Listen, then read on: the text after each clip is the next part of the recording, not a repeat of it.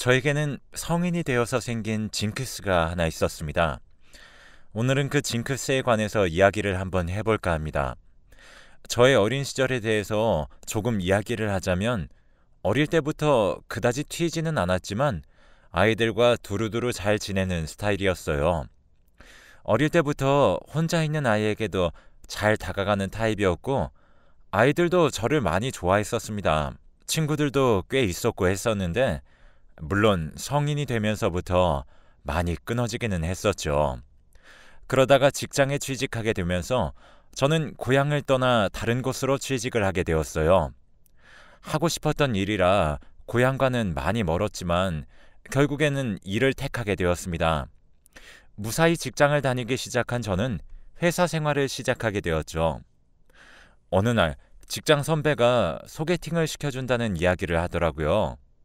처음에는 거절했었지만 너무 잘 어울릴 것 같다고 부리는 성화에 저는 결국 그 사람과 한번 만나보게 되었습니다. 직장 선배가 저를 좋게 봤던 것인지 정말 그 사람 괜찮더라고요. 자기 일도 열심히 하고 있고 성실하고 무엇보다 빠지는 것도 없이 정말 상냥하고 순한 사람이었습니다. 처음에 만났을 때 그 수줍게 웃던 모습이 아직까지도 생생할 정도로 미소가 아름다운 사람이었어요. 저는 그 사람과 연애를 시작했고 20살 초반에 풋풋하다고 하는 연애를 했었습니다. 데이트도 많이 하고 놀러 다니기도 했었고 부모님께 소개를 시켜드린 건 아니었지만 고향 쪽에 놀러 가서 서로 추억도 남기고 많은 대화도 했었습니다. 그렇게 거의 10개월을 만났을까요? 저는 지금 흔하게 이야기를 하는 잠수 이별을 당하게 되었습니다. 정말 하루아침에 갑자기 연락이 없더라고요. 저도 첫사랑이라서 그런지 정말 아주 슬펐어요. 그게 바로 저의 징크스의 시작이었답니다. 딱 첫 연애가 그래서 그런지 상처를 많이 받았습니다. 하루하루 지내면서 이별의 아픔을 그대로 받아들였고 혹시나 잘못되지는 않았을까 하는 걱정도 있었지만 무언가 잘못되었다면 회사도 그만두고 하지 않았을 텐데 다행인지 모르겠지만 회사를 그만두었다는 연락도 들려오더라고요. 저의 첫사랑은 아픔만 가득 남긴 채로 그렇게 끝나버렸죠. 왜 헤어진지도 모르고 헤어지는 것은 정말 고문 같은 일이었습니다. 하루에도 몇 번씩 생각나고 힘들더라고요. 그런 마음을 가지고 회사에 출근하고 그러는 자체가 참 많이 아팠습니다. 그러던 어느 날 우리 회사 신입이 들어왔는데 저보다는 나이가 있었고 저의 바로 밑에 후배로 들어왔었죠. 너무 밝고 이쁜 모습이었는데 부침성도 좋아서 그런지 정말 마음에 가더라고요. 저보다 언니임에도 불구하고 그런 거 따지지 않고 정말 열심히 일을 하면서 저에게도 살갑게 굴었습니다. 그때 당시에 이별로 너무 힘들어 했었는데 그 언니 덕분에 많은 것을 잊고 편안하게 마치고 술도 마시고 좀 많이 어울려 다녔어요.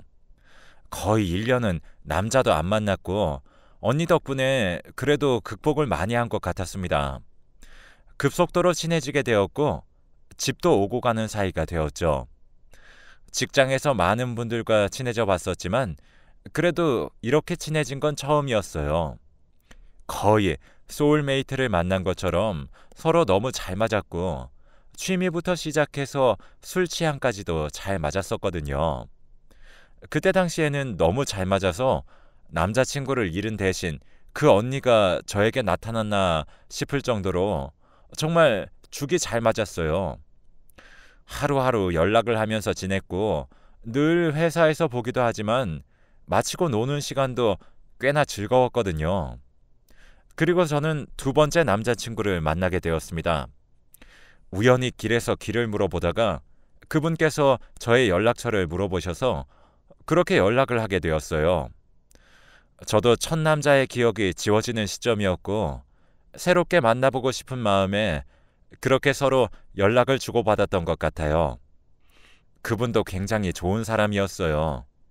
서로 이야기를 하면서 공통점도 많이 생겼고 언니에게 보여주고 같이 소개를 하며 지낼 만큼 너무 잘 맞았죠. 그렇게 거의 8개월 정도를 만났을까요? 두 번째의 남자친구도 딱 헤어지자는 말 한마디 남겨놓고 저를 떠나버렸어요. 전날 데이트도 했었는데 하루 만에 그렇게 떠날 수 있었던지 깜짝 놀랐죠. 첫 연인과 또 오버랩이 되면서 내가 뭘 잘못했나 싶은 생각이 간절했습니다.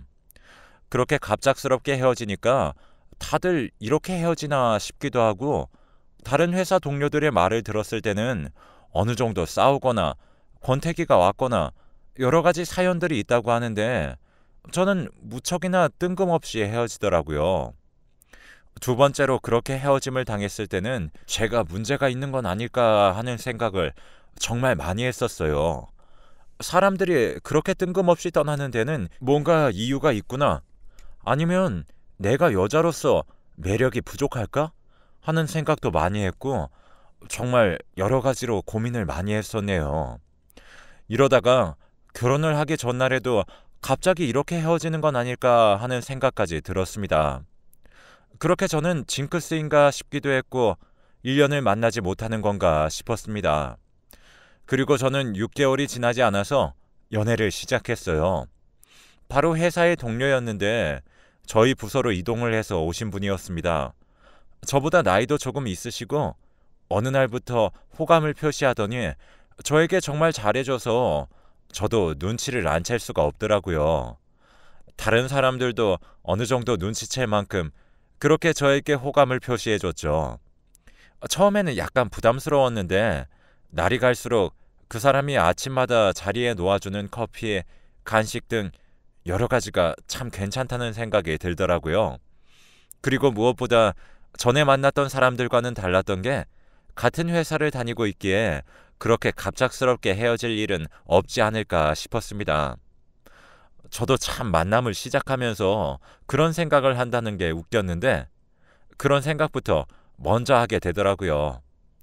몇 달을 그렇게 주구장창 커피와 간식 선물만 하다가 어느 날 저를 조용히 불러내서 이야기를 합니다. 저랑 만나고 싶다고 말이죠. 회사 사람들에게 쉬쉬한다고 했지만 다른 사람들도 다 아는 눈치였습니다. 그리고 언니가 무엇보다 축하를 해주더라고요. 가끔 데이트도 즐기고 많이는 아니었지만 셋이서 보는 날들도 꽤 있었어요. 매일 직장에서 보니까 새로웠고 사내 연애라는 게 좋기는 하더라고요. 6개월이 지나면서 그 사람은 저에게 청혼을 하였습니다. 번듯한 직장도 있고 이제 우리 같이 살면서 가정을 꾸려보는 게 어떻겠냐고 말이죠. 저는 승낙했습니다. 만나는 기간은 짧았지만 정말 그 사이에 많은 것들을 심어줬고 무엇보다 책임감 또한 있어 보여서 저를 섣불리 떠나지 않을 것 같았거든요. 하지만 저의 예상은 틀렸습니다. 프로포즈를 하고 난 후부터 무언가 달라지기 시작을 하더라고요. 예전 같지 않은 표정, 그리고 회사에서도 무언가 달라지는 느낌. 행동 자체가 많이 바뀌었다는 것을 알 수 있었어요. 처음에는 무언가 일이 있겠지 했는데 그게 길어지고 무엇보다 저를 피한다는 느낌이 상당히 많이 들었습니다.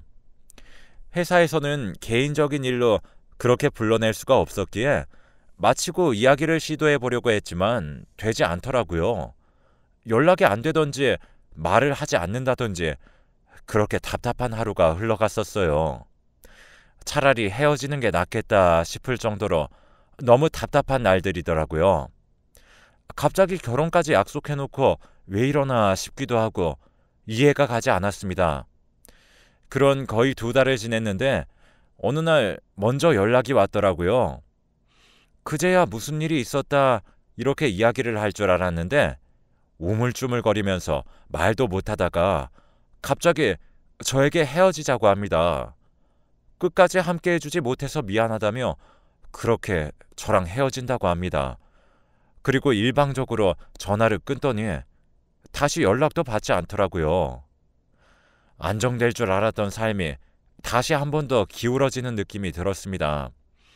나에게 사랑이란 없는 건가 싶었고 정말 당황스럽기도 하고 눈물도 나고 그랬었어요. 세 번째 상처를 당했던 저는 회사고 뭐고 정말 다 싫었습니다. 참 예의는 아니었지만 저는 출근을 하지 않았어요. 도저히 얼굴을 볼 용기가 나지 않았고, 그리고 다음날 언니에게 물어보니 저도 나오지 않고 그 사람도 나오지 않았다고 말하더라고요. 그래서 그날 오후 저녁에 조심스럽게 회사에 가서 저는 사직서를 내고 왔어요. 아무도 만나기 싫더라고요. 자꾸 그렇게 되니까 제가 문제인가 싶기도 하고, 그렇게 저는 회사를 그만두고 연락을 모두 끊었습니다. 너무 답답해서 저는 점집에 가게 되었죠. 점집에 갔더니 있어서는 안 될 게 있다며 당장 도망가라고 하더라고요. 물론 심적으로 무리가 없었다면 그 말도 듣지 않았을 텐데, 저는 새롭게 시작하고 싶은 마음도 있었고 그냥 그곳이 너무 싫었습니다. 그렇게 저는 바로 집을 내어놓고 그곳을 떠나기로 마음을 먹었죠. 고향으로 돌아갈까 싶었지만 아무것도 없는 곳으로 가고 싶었어요. 회사 쪽에서도 소문이 날 테고 남자 때문에 그만둔 사람이라 낙인 찍혀 이미 그곳에서는 손 쓸 수도 없었거든요. 저는 아무 연고가 없는 곳에서 다시 한 번 더 시작을 해보기로 했었습니다. 그런데 참 이상했습니다. 그렇게 이사를 하고 난 후 저는 직장을 구했고, 그 후로 만난 남자와는 1년이 넘게 연애를 하게 되었어요.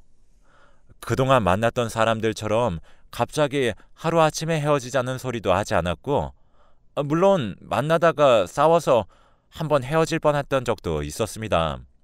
하지만 그 사람이 저를 잡아주었고 그 사람은 무언가 달랐어요. 여태까지 그냥 이별 통보만 남긴 채 헤어진 사람과는 아주 달랐었습니다. 1년을 넘게 연애하고 결혼했어요. 그때 점집이 참 용하다고 했었는데 그렇게 그곳을 떠나니 연애도 똑바로 되는 것 같고 결혼도 하는 것 같더라고요. 그 사람과 정말 행복하게 살았습니다. 아파트 단지에서도 누구보다 남편 잘 만났다고 하면서 그렇게 살았어요. 누구보다 행복했고 신혼은 달콤하기만 했었습니다. 그러던 어느 날 장을 보고 가는데 익숙한 얼굴이 보였습니다. 바로 언니였어요. 저는 단번에 언니를 알아봤고 그녀도 저를 알아보는 것 같더라고요. 저는 그렇게 언니를 끌어안았습니다. 도대체 어떻게 된 거냐고 물어보는데 그저 눈물만 나오더라고요. 연락을 모두 다 끊어버렸는데 언니와 저는 정말 인연이었던 모양입니다. 그날 그렇게 언니와 만나서 울었어요. 언니는 다행히도 같은 아파트 단지에 이사를 왔었고 회사도 그렇게 멀지 않은 곳에 있더라고요. 남편에게는 늦게 들어간다고 이야기를 한 뒤 그렇게 둘이 이야기를 풀었습니다. 저의 이야기를 하고 나서 언니에게 물어보니 언니도 그 후에 출근을 하게 되었는데 그 사람이 억지를 부리면서 언니를 괴롭히기 시작했답니다. 헤어진 것은 알았지만 직급이 높았던 그는 그것을 이용해서 저랑 친한 사람까지도 괴롭혔던 것이죠. 버티려고 해봤지만 남자분께서 그렇게 나오니 무섭기도 하고 언니는 더 이상 있을 곳이 없었다고 해요. 점심도 혼자 먹고 무엇보다 언니의 직속 선배가 저였으니 무엇을 보고 배웠겠냐고 하면서 회사 내에서 괴롭힘이 있었던 모양입니다. 그 말을 듣고 더 슬펐어요. 그런 언니는 저를 하나도 탓하지 않고 그렇게 저를 보듬어 주었습니다. 저는 미안하다는 말만 반복했죠. 우리가 인연인가 보다 하면서 저희는 그날 밤이 늦도록 오랜만에 술 한잔을 했죠. 언니를 만나고 나서는 저의 생활이 조금씩 바뀌었습니다. 연고도 없던 곳에서 남편 말고는 의지할 곳이 없었는데 새롭게 친구를 사귄 듯 저에게도 조금씩 활력소가 생긴 것이죠. 새롭게 시작한 곳에서 소울메이트 같았던 언니를 만난다는 건 너무나도 행복하고 즐거운 일이었습니다. 그러던 어느 날, 이날은 저도 참 기억이 나는데 남편이 술을 마시고 들어왔더라고요. 직장에서 회식이 있었다고 하는데 며칠 전부터 기분이 별로 좋아 보이지 않았습니다. 그래서 그런지 저에게 무슨 할 말이 있는 듯 그렇게 이야기를 시작하려고 하다가 말아버리더라고요. 왜 그런지도 물어봤었는데 대답도 안 하고 술에 취해서 잠이 들었습니다. 그때 표정에 무언가 너무 화도 나고 슬퍼 보였었는데 다음날 기억이 나지 않는다고 해서 그냥 넘기게 되었죠. 그날이 있고 한 달 정도가 지났었어요. 남편이 할 이야기가 있다고 하면서 저녁에 술 한잔 하자고 연락이 왔더라고요. 회사에서 조금 더 일찍 마쳤던 저는 집에 가는 길에 장을 보고 들어갔어요. 남편이 좋아하는 수육을 해주려고 고기 잔뜩 사들고 그렇게 들어갔습니다. 고기를 삶고 있을 때쯤 남편이 들어오는 소리가 나더라고요. 저를 뒤에서 이야기를 하는데 무슨 일인데 이렇게 고기까지 준비를 하게 하냐고 장난도 쳤었습니다. 그냥 그렇게 술 한잔 하면서 이야기를 하려고 하나 보다 하는 찰나에 초인종 소리가 들리더라고요. 남편이 나가보겠다고 하면서 나갔고 저는 올 사람이 없는데 하면서 고기를 계속 보고 있었어요. 문이 열리는 소리가 났고 사람 인기척도 났는데 그 소리가 가까워지는 게 느껴지지 않더라고요. 현관에서 들어오지 않는 듯한 소리였죠. 잠시 고개를 두고 저는 나갔습니다. 그때의 장면은 저는 잊을 수가 없네요. 현관문 앞에서 언니를 막아서고 있는 신랑. 그 장면이 참 아이러니했습니다. 무언가 실랑이를 하는 듯 했고 남편이 막아서서 들어오지도 못하고 언니는 그렇게 신랑을 째려보고 있더라고요. 언니가 저를 발견하고 이야기를 하는데 너 남편이랑 살면 안 돼. 그때 언니의 눈을 잊지 못합니다. 남편이 자신에게 좋다고 추근덕댄다며 저에게 알려주러 왔다고 남편에게 잡힌 채로 그렇게 이야기를 하는데 순간 상황 판단이 되지 않더라고요. 이게 무슨 말일까 하는데 남편이 오해라고 하면서 막아서고 있었습니다. 사람이 너무 당황하니까 머릿속에서는 언니의 말과 남편의 말이 뱅뱅 돌며 들리면서 다음 말들이 안 들리는 상황이 생기더라고요. 그렇게 주저앉았는데 한참 있다가 남편의 목소리 하나가 들려왔습니다. 당신 첫 남자 갑자기 말도 없이 사라졌지? 당신 두 번째 남자 그 사람도 말도 없이 사라졌고 더러운 입 다물어. 생전 처음 듣는 언니의 험한 소리.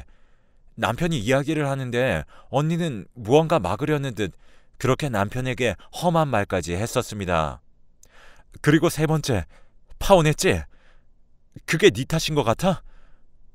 자기 나한테 이야기했지. 점집에서 도망치라고 했다고.